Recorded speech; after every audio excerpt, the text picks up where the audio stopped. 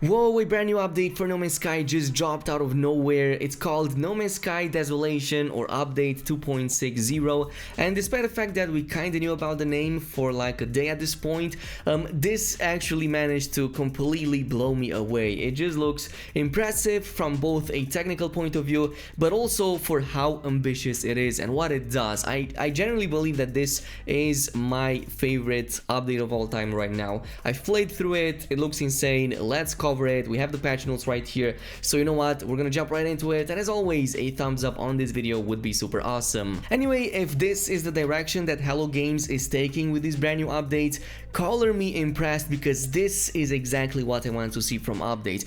With a single update, they managed to add brand new story, some brand new really awesome exploration, of course not to the planets because it comes in the form of these derelict freighters, but I'm going to explain that in just a little bit. And it also adds a like element of creepiness, like there's genuinely creepy stuff in No Man's Sky right now. But nonetheless, this is the update right here. You basically have to go ahead in space, scavenge and survive in the haunted wreckage of derelict freighters with the Desolation update, introducing of course procedurally generated freighters, more story content, combat improvements, freighter customization, and a lot more. And I will say this, it looks insane, especially because now this truly feels like No Man's Sky has something really close to what I would describe as dungeons. This genuinely feels like dungeons. These derelict freighters are procedurally generated, and it kind of feels like you're going in a dungeon and just exploring and like getting a lot of these goodies that you're probably going to need. So let's start things off, of course, with these abandoned freighters. They have been repurposed and now they are haunted. They look amazing. There's new ways to find them. Of course, they float adrift through space, but if you want to find them, you're going to like kind of do two things. Either go to one of the new NPCs that have been added on the space station. It's basically this guy right here with the tent. Kind of pay a really steep price, but he will give you some coordinates that will give you the possibility to discover one of these derelict freighters. Either that, or you can go in space and randomly stumble upon these chips that you can get by just shooting down asteroids, but that's kind of like a little bit too random and you might discover something else instead. But the gameplay overall and what they have done over here is just insane. I mean, there is gravity for objects. You can interact with the objects, like push them, kick them, and they will react and float just like in that space, if you can believe that. Now, of course, the reason you're going to want to take part in this type of activity is because there's a ton of goodies inside of it. You can get a lot of nanites, you can get like money, you can get resources. Of course, it also counts for other stuff in there that I'm going to explain in a different video, but for this one, I'm just going to focus on the actual patch notes. So procedurally generated interiors is what makes this feature so good right here. There is no two interiors that are the same. The only way to learn the fate of the crew is to step through the airlock doors and find out for yourself. And you're basically going to find these logs that give you kind of like clues what happened with the ship. Of course, I think that these are also procedurally generated, and now it makes sense why Hello Games has announced that they are bringing some of the old writers from Atlas Rises to work on this brand new story. And even though it's not like a main story or mission and whatnot, it's something you find randomly. I love it that it's so organic and it's just something you can always go in and stumble upon. This brings us to the next one, atmospheric danger. Uncovering the freighter's secrets won't be easy as these derelicts are full of danger. So all the crews have left, systems have failed, the lights are off, life support and gravity are offline, and the security AI has gone haywire, which kind of brings me to some of the brand new encounters you're going to find in the derelict freighters. These are some of these floating drones, basically like round orbs. They aren't that threatening, especially for me because I'm fully upgraded, but I imagine for somebody who isn't, they will possess a threat. They do look really interesting. We also have these turrets from like the ceiling. They will scan areas in front of them and like around them a little bit. If you pass through those lights, obviously they will like kind of form down and start shooting into you. And yeah, the animations are all around just amazing for everything I'm seeing so far. But of course, there's some even more crazy alien horrors for those derelict freighters. Like some of these will actually become infested and they are present on them. It doesn't happen all the time, but when it does, this is basically the result. Baby alien horrors.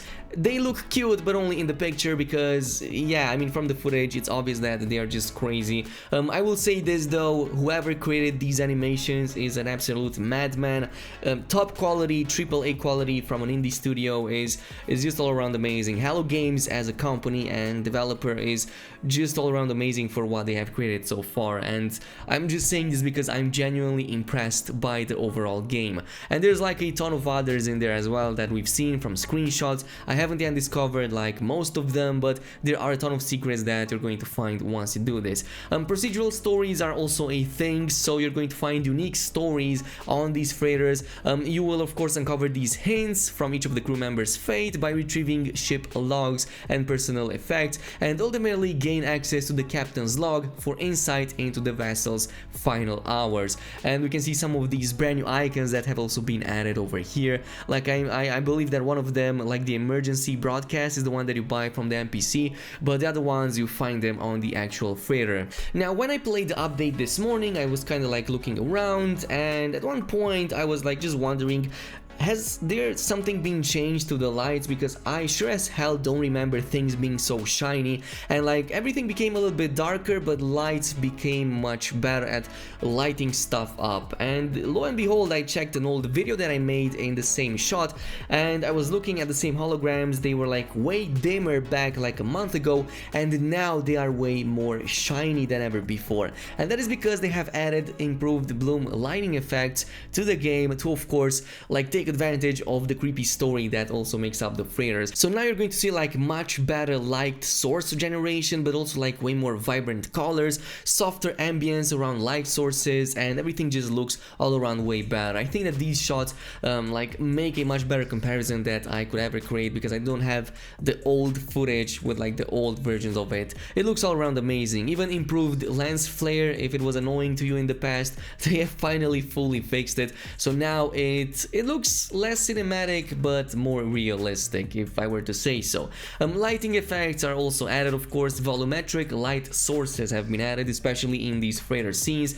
The exosuit torch beam is now textured with realistic lens artifacts, enhancing the atmosphere of derelict freighters. And I will just say this, the experience that I had in these shots and in these moments is on a whole different level. It's like I'm playing a completely different game, way more serious, and something that's more akin to a horror kind of game, but not really entirely. It still feels familiar to No Man's Sky, which also brings us to what you can expect from a gameplay reward point of view. Of course, salvaging these freighter technologies are going to provide you some really nice goodies. So extract upgrades from derelict freighters and use these personalized unique items to both upgrade your existing freighter and make it reflect the history of ships you have scavenged, which I didn't even know. I've played through it, but even I didn't know about this. So it seems that there's improvements to your capital ships, warp drive, new fleet upgrades can be found and fitted to your freighter, and these boosts will permanently improve the abilities of your frigate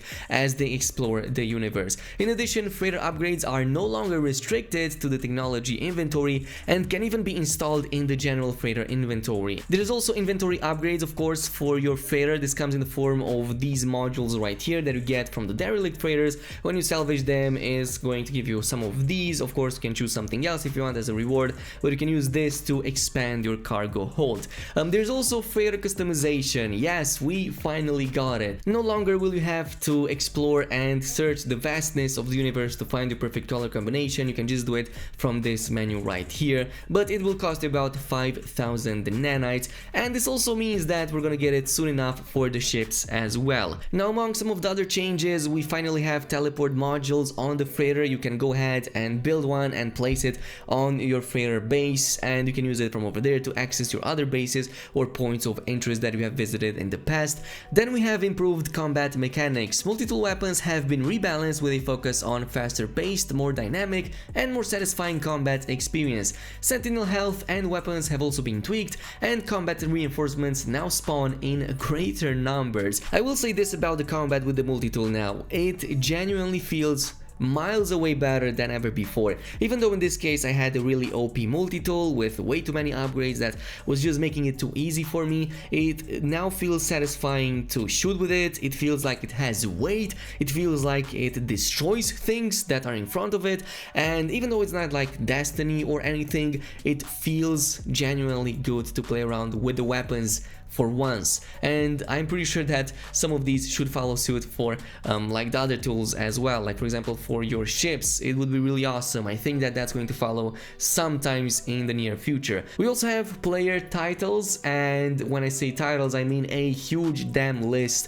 of every single possible title in this game. You can go ahead at your character customization station and choose it from over there. You can go, I think, on the banner section, and you're going to find all of your unlocked titles from that menu right there. This is also my concern with it, because it's not grouped on categories. I kind of wish that was the case. They're just all over the place over there, and it's kind of hard to navigate once you unlock a ton of them. Finally, the new Nexus missions. More varieties of multiplayer missions are available on the Nexus, on the Space Anomaly, and you can group up with other travelers to survey the life and geography of exotic planets or assist lost souls whose starships have met an unfortunate fate. And like there's a huge list of patch notes right here that kinda say the same thing, but there were other changes and bug fixes in there as well. So again, update 2.60, by far the most exciting one I've seen so far, probably my favorite of all time, even when comparing it with Next, that I absolutely loved and I gave it a 10 out of 10 before, but this is now my favorite because it adds to the game so much, to the point that I want to see more of this added in the game.